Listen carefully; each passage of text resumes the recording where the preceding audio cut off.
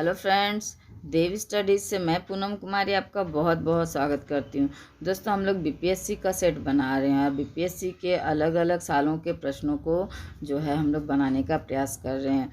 इससे रिलेटेड जो है 99 का प्रश्न जो है अपलोड किया जा चुका है, 2002 का भी अपलोड किया जा चुका है, 2004 का जो है अपलोड किया जा रहा है। इसका पार्ट 1 जो है अपलोड किया जा चुका है दोस्तों, और आज का जो यह सेट है इसका पार्ट 2 है, यानी 2004 का यह पार्ट 2 है। तो जिन दोस्तों ने इसका पार्ट 1 नहीं देखा है या इसके पिछले पीडीएफ वाले वीडियोस नहीं देखे हैं, तो वो जो अपनी तैयारी को बेहतर रंग देने के लिए आप लोग वो पिछले वीडियोस ज़रूर देख लें। तो चलिए पार्ट 2 के पहले प्रश्न की ओर हम लोग बढ़ते हैं। तो ये पहला प्रश्न है दोस्तों कि आम तौर पर जो सुरक्षा फ्यूज़ लगाने के लिए प्रयोग होने वाला तार किस पदार्थ का बना होता है। तो 4 ऑप्शंस में बताना है दोस्तों कि आमतौर पर फ्यूज़ लगाने के लिए जो प्रयोग होने वाला तार जो है किस पदार्थ का बना होता है। तो दोस्तों, यह जो है सुरक्षा फ्यूज़ में लगाने के लिए प्रयोग होने वाला तार जो टीन और शीशे का मिश्र धातु होता है। तो आपका डी ऑप्शन इसका सही जवाब हो जाएगा। चूँकि इसका गलनांक जो है दोस्तों कम होता है, इस वजह से जो है आपका गलनांक कम होने के कारण ही जो है इसका इस्तेमाल आपका सुरक्षा फ्यूज़ में किया जाता है। तो डी ऑप्शन इसका सही जवाब हो जाएगा। अगला प्रश्न है हमारा, फॉन्ट को छोटा करना होगा हम लोगों को। तो चलिए अगले प्रश्न की ओर हम लोग बढ़ते हैं। अगला प्रश्न है कि आप एक लिफ्ट में खड़े हैं, लिफ्ट के फर्श पर आपके भार द्वारा लग रहा बल है। तो लिफ्ट के फर्श पर आपके द्वारा लग रहा भार यानी भार द्वारा लग रहा बल कौन सा है दोस्तों। तो यह जो है आपका लिफ्ट के 98 मीटर प्रति सेकंड स्क्वायर के त्वरण से नीचे जाते समय शून्य होगा। तो आपका बी ऑप्शन इसका सही जवाब हो जाएगा।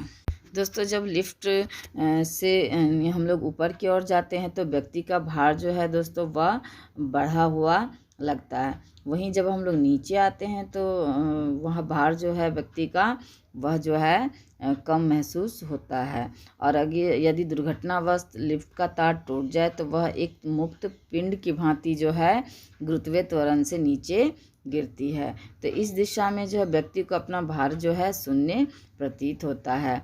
यह जो है दोस्तों भारहीनता की अवस्था है। तो यह बी ऑप्शन इसका सही जवाब हो जाएगा। अगला प्रश्न है हमारा कि जब एक पत्थर को चांद की सतह से पृथ्वी पर लाया जाता है तो इसका आंसर क्या होगा दोस्तों कि जब एक पृथ्वी को चांद की सतह से लाया जाता है तो वह जो है आपका यानी इसका भार जो है बदल जाएगा, परंतु द्रव्यमान जो है नहीं बदलेगा। दोस्तों, भार जो है यानी कि आपका किसी भी वस्तु का भार जो है आपका जो गुरुत्वाकर्षण होता है किसी भी ग्रह का, तो उसके अनुसार जो है बदलता यानी घटता और बढ़ता रहता है। किंतु द्रव्यमान एक ऐसा चीज़ है जो आपका यानी इसका गुरुत्वाकर्षण से कोई लेना देना नहीं है, इसका कोई इफेक्ट द्रव्यमान पर नहीं पड़ता है। तो इसीलिए जो है जब एक पत्थर को चांद की सतह से पृथ्वी पर लाया जाएगा तो इसका भार तो बदल जाएगा, क्योंकि इसका भार गुरुत्वाकर्षण पर डिपेंडेड है, और चूँकि द्रव्यमान गुरुत्वाकर्षण पर डिपेंडेड नहीं है तो इस वजह से यह नहीं बदलेगा। और हम लोग जानते हैं कि चांद और पृथ्वी का गुरुत्वाकर्षण जो है अलग अलग है, तो इसके कारण ही यह जो है स्थिति उत्पन्न होती है। चलिए अगला प्रश्न हम लोग देख लेते हैं कि शुष्क बर्फ क्या होती है। तो शुष्क बर्फ जो है दोस्तों ठोस कार्बन डाइऑक्साइड होती है। तो बी ऑप्शन इसका सही जवाब हो जाएगा। अगला प्रश्न है हमारा कि पीतल के बर्तनों को कलई करते समय गर्म बर्तन के सफाई के लिए प्रयोग किए जाने वाले अमोनियम क्लोराइड चूर्ण से निकलने वाला धुआं है। तो अमोनियम क्लोराइड चूर्ण से निकलने वाला धुआं कौन सा है दोस्तों। तो अमोनिया और हाइड्रोक्लोरिक एसिड जो है आपका यह धुआं यानी चूर्ण से निकलने वाला धुआं है। तो आपका डी ऑप्शन इसका सही जवाब हो जाएगा। अगले प्रश्न की ओर चलते हैं। अगला प्रश्न है हमारा कि जस्ता के एक आयतन भाग यानी घनत्व 700 किलोग्राम मीटर क्यूब है को 2 आयतन भाग तांबा यानी जिसका घनत्व इतना है और से मिलाने पर पीतल बनता है, तो पीतल का घनत्व है। तो ये सॉल्व करने वाला प्रश्न है दोस्तों, इसको फार्मूला पे बिठा के सॉल्व करना होगा। मैं आप लोगों को आंसर बता देती हूँ। इसका आंसर हो जाएगा आपका बी ऑप्शन, यानी 83 किलोग्राम मीटर क्यूब, यानी ये बी ऑप्शन इसका सही जवाब हो जाएगा। अगला प्रश्न है हमारा कि अल्कोहलिक खमीरन का आखिरी उत्पाद क्या है। तो अल्कोहलिक खमीरन का आखिरी उत्पाद क्या है दोस्तों, तो इसका सही जवाब हो जाएगा आपका इथाइल अल्कोहल, यानी सी ऑप्शन इसका सही जवाब हो जाएगा। और दोस्तों ये जो इथाइल अल्कोहल है, यह जो है एक रंगहीन द्रव होता है और यह अत्यधिक जो है आपका ज्वलनशील भी होता है। तो इसको भी आप लोग निश्चित रूप से याद रखिए। अगला प्रश्न है हमारा कि वायु में थोड़ी देर रखने पर किसी धातु के ऊपर हरे रंग के बेसिक कार्बोनेट की परत जम जाती है, तो धातु है। ये जितने भी प्रश्न हैं दोस्तों वो साइंस से संबंधित है और बीपीएससी जो है ऐसा एग्ज़ाम है जिसमें हर सब्जेक्ट को टच किया जाता है। तो ये साइंस का प्रश्न है और साइंस के जो है इस प्रश्न का उत्तर आपका हो जाएगा ए ऑप्शन तांबा, यानी कि वायु में थोड़ी देर रखने पर किसी धातु के ऊपर हरे रंग के बेसिक कार्बोनेट की जो परत जम जाती है तो वह धातु क्या होती है दोस्तों, तो वह धातु जो है आपका तांबा होती है। तो ए ऑप्शन इसका सही जवाब हो जाएगा। अगला प्रश्न है हमारा कि हाइड्रोक्लोरिक एसिड कांच की बोतल में नहीं रखा जाता क्योंकि यह अभिक्रिया करता है। तो यह अभिक्रिया किसके साथ करता है दोस्तों, जिसके कारण इसे कांच में नहीं रखा जाता है। तो इसका सही जवाब हो जाएगा कि कांच की सिलिकॉन जो है डाइऑक्साइड से यह जो है अभिक्रिया कर लेता है, इस वजह से जो है इसे कांच की बोतल में नहीं रखा जाता है। और इसका उपयोग जो है दोस्तों, यानी इसका उपयोग प्रयोगशाला में किया जाता है और यह जो है क्लोरीन गैस के बनाने में इसका उपयोग किया जाता है। तो इसको भी निश्चित रूप से याद रखिए। अगला प्रश्न है हमारा कच्चे फलों को कृत्रिम रूप से पकाने के लिए प्रयोग में लाई जाने वाली गैस का नाम क्या है। तो दोस्तों कच्चे फलों को जो है कृत्रिम रूप से पकाने के लिए जो है प्रयोग में लाई जाने वाली गैस जो है वह है आपका एथिलीन, यानी डी ऑप्शन इसका सही जवाब हो जाएगा। अगला प्रश्न है हमारा कि विस्फोटक नाइट्रोग्लिसरीन है एक। तो विस्फोटक नाइट्रोग्लिसरीन क्या है दोस्तों, तो यह जो है एक एस्टर है और इसका उपयोग जो है दोस्तों डायनामाइट बनाने में किया जाता है। तो डी ऑप्शन इसका सही जवाब हो जाएगा। अगला प्रश्न है हमारा कि जस्ता के एक बर्तन पर विद्युत लेपन की विधि में, तो जस्ता के एक बर्तन पर विद्युत लेपन की विधि में आपका बर्तन को जो है ऋण ध्रुव और शुद्ध जस्ता को जो है धन ध्रुव बनाया जाता है। तो इसका सी ऑप्शन आपका सही जवाब हो जाएगा। चलिए अगला प्रश्न देख लेते हैं हम लोग। अगला प्रश्न है हमारा कि वायु में कौन सी नोबेल गैस नहीं होती है। तो दोस्तों वायु में जो है रेडॉन नहीं होती है, बाकी नियॉन, हीलियम और आर्गन जो गैस होती है, सिर्फ रेडॉन जो है आपका नहीं होती है। तो डी ऑप्शन इसका सही जवाब हो जाएगा। अगला प्रश्न है हमारा कि निम्नलिखित में से कौन सी विटामिन की खून के जमने में आवश्यकता होती है। तो दोस्तों विटामिन के की आवश्यकता होती है खून के जमने में या थक्का बनने में जो है विटामिन के की आवश्यकता होती है। विटामिन के की कमी के कारण जो है खून यानी खून का थक्का नहीं जमता है। तो इसका डी ऑप्शन सही जवाब हो जाएगा। अगला प्रश्न है हमारा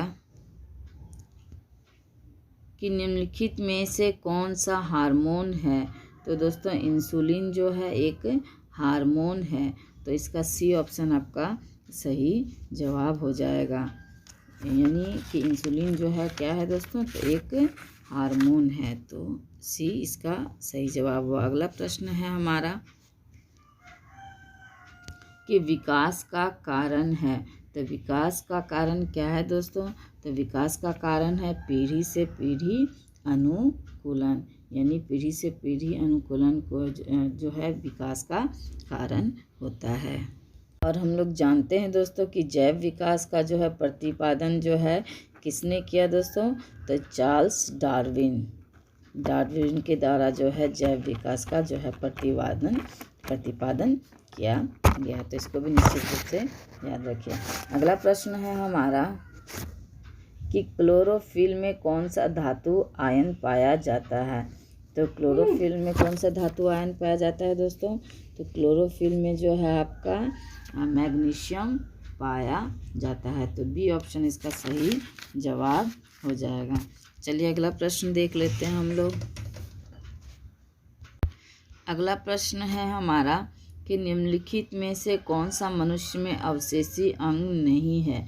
तो दोस्तों सामने वाले जो चपेट दांत जिसे हम लोग कृंतक के नाम से जानते हैं, तो ये कृंतक ही है जो मनुष्य में अवशेषी अंग नहीं है। बाकी ये सारे जो है अवशेषी अंग है मनुष्य के। तो सी ऑप्शन इसका सही जवाब हो जाएगा। अगला प्रश्न है हमारा कि शक्करों में सबसे मीठी है। तो दोस्तों सुक्रोज है जो है शक्करों की सबसे मीठी, यानी शक्करों में सबसे मीठी जो है सुक्रोज है। तो सी ऑप्शन इसका सही जवाब हो जाएगा। अगला प्रश्न है हमारा कि बिहार महान धार्मिक केंद्र है। तो दोस्तों बिहार जो है महान धार्मिक केंद्र किसका है? तो यहाँ दोस्तों सिखों के लिए भी यह धार्मिक केंद्र है, क्योंकि सिखों के जो 10वें गुरु थे गुरु गोविंद सिंह, उनका जो जन्म है बिहार में ही हुआ था। यहाँ जो है बौद्ध धर्मावलंबियों का भी जो है दोस्तों यह धार्मिक केंद्र है क्योंकि हम लोग जानते हैं कि नालंदा विश्वविद्यालय जो है बौद्ध धर्म की शिक्षा के लिए ही जो है प्राचीन समय में विख्यात थी। तो और यहाँ चूँकि जैनियों का भी जो है यह धार्मिक स्थल है। तो इसका उत्तर हो जाएगा दोस्तों इन सभी के लिए। तो आपका डी ऑप्शन इसका सही जवाब हो जाएगा। अगला प्रश्न है हमारा कि झारखंड बिहार से कब पृथक हुआ? तो दोस्तों 15 नवंबर 2000 ईस्वी को जो है झारखंड जो है आपका बिहार से पृथक राज्य घोषित हुआ था। तो ए ऑप्शन इसका सही जवाब हो जाएगा। अगला प्रश्न है हमारा कि बिहार में कितने विश्वविद्यालय है? तो बिहार में जो है दोस्तों 12 विश्वविद्यालय है। तो सी ऑप्शन इसका सही जवाब हो जाएगा। अगला प्रश्न है हमारा कि बिहार की पेंटिंग विद्या कौन सी है? तो बिहार की पेंटिंग विद्या कौन सी है दोस्तों? मधुबनी पेंटिंग। यह बिहार की जो पेंटिंग विद्या है यह जो है आपका विश्वविख्यात है। यह बिहार की महिलाओं के द्वारा की गई चित्रकारी मुख्य रूप से है। तो ए ऑप्शन इसका सही जवाब हो जाएगा। अगला प्रश्न है हमारा कि बिहार यानी वर्तमान में बिहार के राज्यपाल कौन है? तो यह करंट से जोड़ करके पूछा गया प्रश्न है दोस्तों, क्योंकि करंट अफेयर्स का एक बहुत बड़ा रोल होता है बीपीएससी में। तो यह उस समय का करंट अफेयर्स से पूछा जाने वाला प्रश्न है। तो उस समय जो है बिहार के राज्यपाल जस्टिस एम रामा जोइस थे। तो बी ऑप्शन इसका सही जवाब हो जाएगा।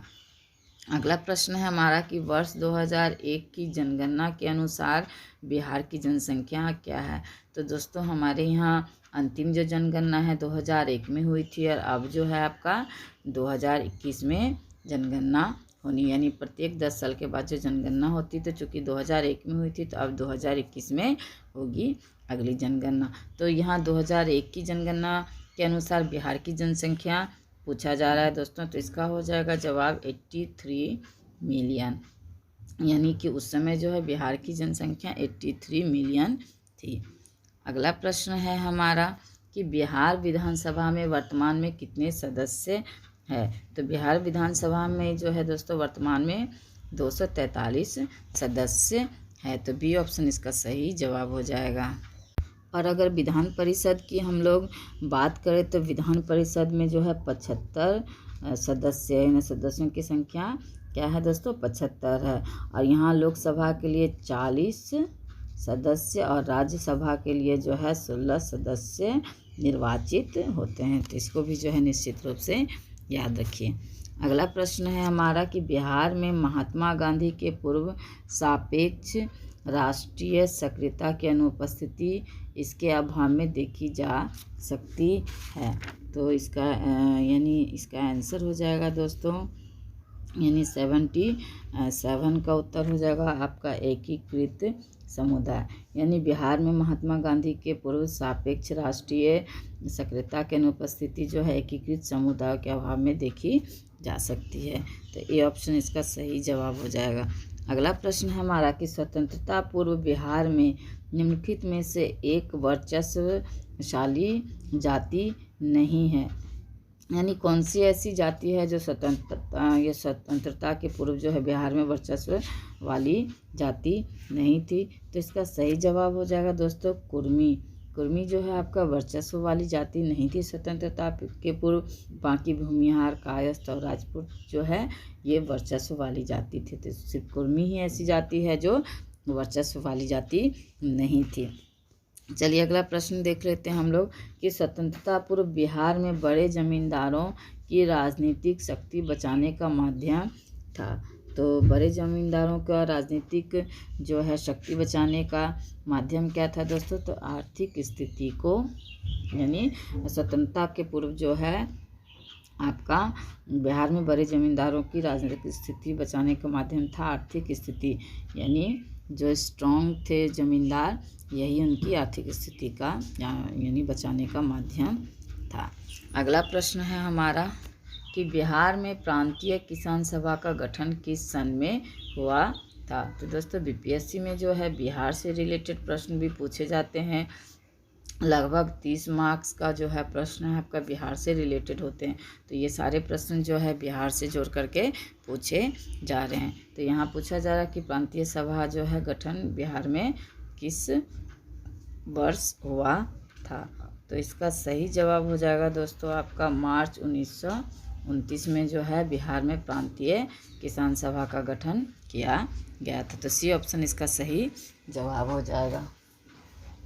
अगला प्रश्न है हमारा कि बिहार प्रांतीय किसान सभा का गठन रिपीट हो गया दोस्तों। इसका अगला प्रश्न हम लोग देख लेते हैं। हड़प्पा, अब हिस्ट्री से जोड़ करके पूछा जा रहा है दोस्तों कि हड़प्पा में एक उन्नत जल प्रबंधन प्रणाली का पता चलता है। तो इसका जो पता उन्नत जल प्रबंधन प्रणाली का पता धौलावीरा से चलता है। यहाँ से जो है अवशेष मिले हैं, इससे पता चलता है कि यहाँ जो है उन्नत जल प्रबंधन की व्यवस्था थी। और यह धौलावीरा जो है दोस्तों गुजरात में स्थित है। और गुजरात में और एक स्थान स्थित थी दोस्तों आपका लोथल। और यह लोथल जो है सिंधु घाटी सभ्यता का बंदरगाह या पत्तन नगर जिसको कह सकते हैं वह था। तो 2 स्थान थे, धौलावीरा जो कि जल प्रबंधन के लिए गुजरात में प्रमुख थी और एक लोथल जो कि आपका कि बंदरगाह के लिए प्रमुख रूप से जाना जाता था। अगला प्रश्न है हमारा कि 16 महाजनपदों की सूची उपलब्ध है। दोस्तों अब हिस्ट्री का जो है सेट स्टार्ट हो गया, हिस्ट्री के प्रश्नों को अब पूछा जा रहा है। इसके पहले बिहार का जो है प्रश्न बिहार से रिलेटेड पूछा जा रहा था। तो ये अब हिस्ट्री का सेट है कि 16 महाजनपदों की सूची उपलब्ध है। तो दोस्तों 16 महाजनपदों की सूची जो है आपका अंगुत्तर निकाय में उपलब्ध है। तो बी ऑप्शन इसका सही जवाब हो जाएगा। और यह अंगुत्तर निकाय जो है दोस्तों आपका बौद्ध धर्म का एक महान ग्रंथ है। इसमें जो है बताया गया है कि आपका 600 ईसा पूर्व से 325 ईसा पूर्व का जो समय है उस समय जो है 16 महाजनपदों का अस्तित्व था आपका हिंदुस्तान में। तो आपका बी ऑप्शन इसका सही जवाब हो जाएगा कि 16 महाजनपदों की सूची जो है अंगुत्तर निकाय में उपलब्ध है। अगला प्रश्न है कि ईसा पूर्व 6ठी सदी में विश्व की प्रथम गणतंत्रात्मक व्यवस्था कहाँ थी। तो दोस्तों 6ठी शताब्दी ईसा पूर्व में जो है विश्व की जो है प्रथम गणतंत्रात्मक व्यवस्था जो है दोस्तों भारत में थी। पहली ये बात जान लीजिए। उसके बाद अगला जो है वैशाली में यह गणतंत्रात्मक व्यवस्था स्थापित हुई थी विश्व की सबसे पहली। तो ए ऑप्शन इसका सही जवाब हो जाएगा। अगला प्रश्न है हमारा कि जिसके ग्रंथ में चंद्रगुप्त मौर्य का विशिष्ट रूप से वर्णन हुआ है वह है, तो दोस्तों विशाख दत्त। विशाख दत्त की पुस्तक है मुद्रा राक्षस। इस मुद्रा राक्षस में जो है दोस्तों आपका चंद्रगुप्त मौर्य और उसके गुरु थे चाणक्य, उनके बारे में जो है विशेष रूप से वर्णन किया गया है। तो इसका सी ऑप्शन इसका सही जवाब हो जाएगा। अगला प्रश्न है कि वह स्रोत जिसमें पाटलिपुत्र के प्रशासन का वर्णन उपलब्ध है, तो वह स्रोत कौन सा है दोस्तों जिसमें पाटलिपुत्र के का विशिष्ट जो है वर्णन उपलब्ध है, तो वह जो है आपका इंडिका, जो कि आपकी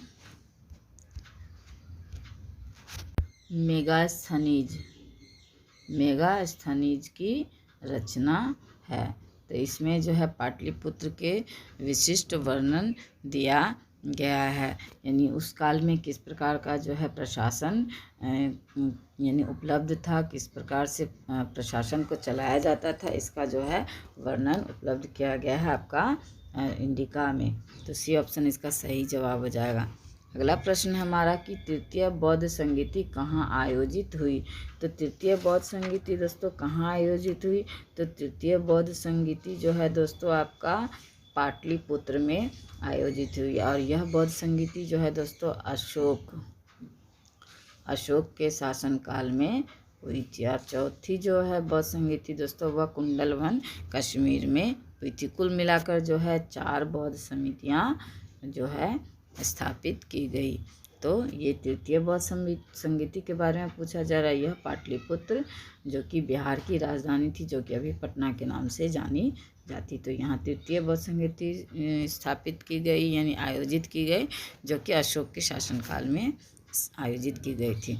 अगला प्रश्न है हमारा कि किस शासक द्वारा सर्वप्रथम पाटलिपुत्र का राजधानी के रूप में चयन किया गया था, तो दोस्तों उदयन द्वारा जो है सबसे पहले जो है पाटलिपुत्र को जो है राजधानी के रूप में जो है चयन किया गया था। अगला प्रश्न है हमारा कि अशोक के शिलालेखों में प्रयुक्त भाषा है, तो अशोक के शिलालेखों में प्रयुक्त भाषा जो है दोस्तों पाली है, यानी अशोक के शिलालेखों में जो है शिलालेख जो है पाली भाषा में लिखी गई है मूल रूप से। तो सी ऑप्शन इसका सही जवाब हो जाएगा।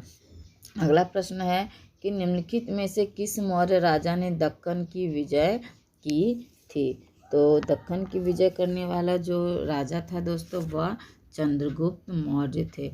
यह चंद्रगुप्त मौर्य पहला ऐसा शासक था हिंदुस्तान का जिसने कि न सिर्फ उत्तर भारत बल्कि दक्षिण भारत तक जो है अपने साम्राज्य का विस्तार किया था, यानी कि आपका भारत के इस क्षेत्र तक जो है चंद्रगुप्त मौर्य का जो है शासन फैला हुआ था। चलिए अगला प्रश्न हम लोग देख लेते हैं कि मेगास्थनीज ने भारतीय समाज को कितनी श्रेणियों में विभाजित किया, तो मेगास्थनीज ने जो है भारतीय समाज को 7 श्रेणियों में विभाजित किया था। और यह मेगास्थनीज जो है दोस्तों यह यूनानी शासक था आपका सेल्यूकस। इस सेल्यूकस का जो है यह राजदूत था मेगास्थनीज, और यह जो है चंद्रगुप्त मौर्य के दरबार में आया था। तो इसने जो है अपनी पुस्तक लिखी थी, यानी इनके द्वारा जो पुस्तक लिखी गई उस पुस्तक में इन्होंने जो है भारतीय समाज को 7 वर्गों में विभाजित यानी 7 श्रेणियों में विभाजित किया था। तो इसका डी ऑप्शन सही जवाब हो जाएगा। अगला प्रश्न है हमारा कि अर्थशास्त्र के अनुसार सीता भूमि का अभिप्राय है, तो अर्थशास्त्र के अनुसार जो है सीता भूमि का क्या अभिप्राय है दोस्तों, तो इसका अभिप्राय है आपका यानी सीता भूमि जो है आपका जनजातियों द्वारा जोती जाने वाली भूमि थी, यानी कि आपका सी ऑप्शन इसका सही जवाब हो जाएगा। और यह अर्थशास्त्र की रचना किसके द्वारा की गई दोस्तों, चाणक्य के द्वारा की गई थी। इन्हें हम विष्णुगुप्त के नाम से भी जानते हैं, इन्हें जो है हम आप कौटिल्य के नाम से भी जानते हैं। अगला प्रश्न है हमारा कि चीनी यात्री ह्वेनसांग ने किस विश्वविद्यालय में अध्ययन किया था, तो जो चीनी यात्री हेनसांग था दोस्तों, उन्होंने जो है नालंदा विश्वविद्यालय में अध्ययन किया था। दोस्तों ये जो हेनसांग थे ये बौद्ध धर्म से जानकारी यानी बौद्ध धर्म से संबंधित जानकारियों के लिए भारत आया था। और नालंदा विश्वविद्यालय है चूँकि बौद्ध धर्म की शिक्षा के लिए जाना जाता था, तो इन्होंने जो है यहीं अध्ययन किया था। अगला प्रश्न है हमारा कि जब उसने राजत्व प्राप्त किया तो वह शरीयत के नियमों और आदेशों से पूर्णतया जो स्वतंत्र था। बर्नी ने यह कथन किस सुल्तान के लिए कहा था? तो दोस्तों यह बर्नी ने जो है अलाउद्दीन खिलजी के लिए यह कथन कहा था कि जब उसने राजत्व प्राप्त किया तो वह शरीयत के नियमों और आदेशों से पूर्णतया जो है स्वतंत्र था। दोस्तों यह अलाउद्दीन खिलजी जो है खिलजी वंश का शासक था, यानी जो आपका सल्तनत काल का यह तीसरा वंश था खिलजी वंश। और यह अलाउद्दीन खिलजी जो है बिल्कुल इस्लाम धर्म के अनुसार वह शासन नहीं करता था, बल्कि वह जो है अपने नियमों के अनुसार जो है शासन करता था। इस वजह से जो बर्नी ने इसके बारे में ऐसा कहा था। अगला प्रश्न है हमारा कि सल्तनत काल में भू राजस्व का सर्वोच्च ग्रामीण अधिकारी था। तो सल्तनत काल में भू राजस्व का सर्वोच्च अधिकारी कौन था दोस्तों? तो यह चौधरी हुआ करता था, यानी ए ऑप्शन इसका सही जवाब हो जाएगा। अगला प्रश्न है हमारा कि मुगल प्रशासन में मदद-ए-मौज इंगित करता है। तो दोस्तों मुगल काल में जो है मदद-ए-मौज जो है विद्वानों को दी जाने वाली राजस्व मुक्त अनुदत्त भूमि थी। और यह भूमि जो है दोस्तों यानी धार्मिक प्रवृत्ति के व्यक्तियों को दी जाती थी। और इस तरीके की जो अधिकांश भूमि थी वह दोस्तों अनुत्पादक होती थी। इस भूमि को मिल्क भूमि भी कहा जाता था। तो डी ऑप्शन इसका सही जवाब हो जाएगा। अगला प्रश्न है हमारा कि दास्ताने अमीर हमजा का चित्रांकन किसके द्वारा किया गया? तो दास्ताने अमीर हमजा का चित्रांकन जो है दोस्तों किसके द्वारा किया गया? तो इसका सही जवाब हो जाएगा आपका अब्दुस समद, यानी ए ऑप्शन इसका सही जवाब हो जाएगा। और यह दास्ताने अमीर हमजा जो है दोस्तों यह हमजनामा के नाम से भी जाना जाता है।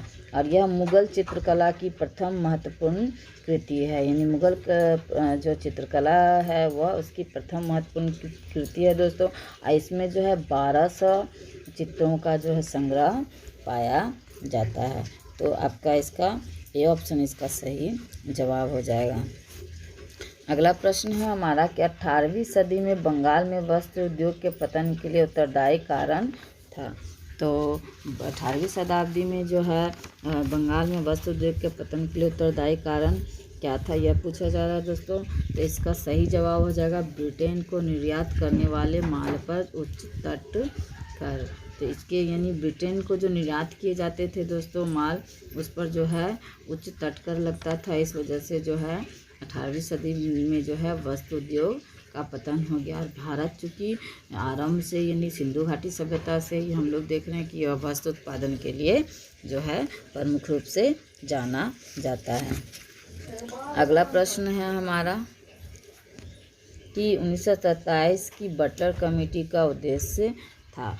तो 1927 की बटलर कमेटी का उद्देश्य क्या था दोस्तों?